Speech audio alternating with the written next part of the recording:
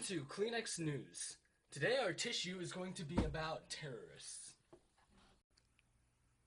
Just as Cody said, today we are going to be covering the bare facts of terrorism. Now, because of the complexity of this issue, we have to break down the possible solutions because many people believe there are different solutions, all of which could possibly work. The first of these solutions is military action. Back to you, Cody, to give us a brief review of that. Cody, you're live. What? Oh, damn. Action. Well, the main reason we use military action on terrorists is because it gets the job done. Drop a bomb, boom, they're dead. No more problem. Second off, it's a power show. It shows our enemies, North Korea, just how much damage we can do to them. It also slows the expansion of terrorism down. It kind of makes people a little bit more scared of joining the terrorists because, hey, you might get blown up. Fourthly, you don't fight enemies with diplomacy, especially not these enemies. If they want to come in and blow you up, if you try to be their friends, they're like, yeah, we'll be friends, and then boom, you're dead. And finally, the U.S. is the only country capable of doing it. So, in short, if the U.S. uses military action, say the terrorists are in a bit of a pickle. So for the U.S. to use its big guns, it's first got to go through Congress. So that some of the congressional actions that have recently been made includes Public Law 107-40, which allows the President to take necessary and appropriate actions to rid the world of the terrorists involved in the 9/11 attack. Also, the President really recently submitted an AUMF, which basically authorized the use of military force to fight against ISIS. Congress has also recently allowed billions of dollars to go on the war on terrorism, or the war on ISIL, but it's not considered a war yet. So what is it? Back to you, Cody. Today we're going to be talking about diplomacy. Back to you, Tyler. Although many people are afraid of getting all tied up in diplomacy, there are many benefits for America using it to rid the world of terrorism. One of these benefits include it helps with international relations. If our diplomacy is good, we look good and other countries want to help us. And some of the countries could be the ones with the terrorists in them. And if those governments aren't helping the terrorists, then they're helping us, and that's a good thing.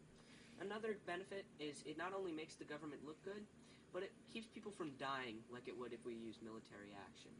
And also if we use military action, it just makes the terrorists hate us more. Whereas with diplomacy, if we're helping them, or it's more catered to them, so they're not going to hate us as much, which helps with international relations. Okay, the 3 governmental actions used to stop terrorists with diplomacy is, number 1, the Iranian nuclear deal, which works on cutting down the terrorist nuclear capability. Number 2 is the National Counterterrorism Act signed by President Obama. And this is a long, detailed bill on how to stop terrorists by working with other Muslim countries. Also, many presidents and other executive agencies, such as the CIA, have worked together with other terrorist groups that are not quite as bad to arm them and give them powers so they fight for us, and not us fighting them.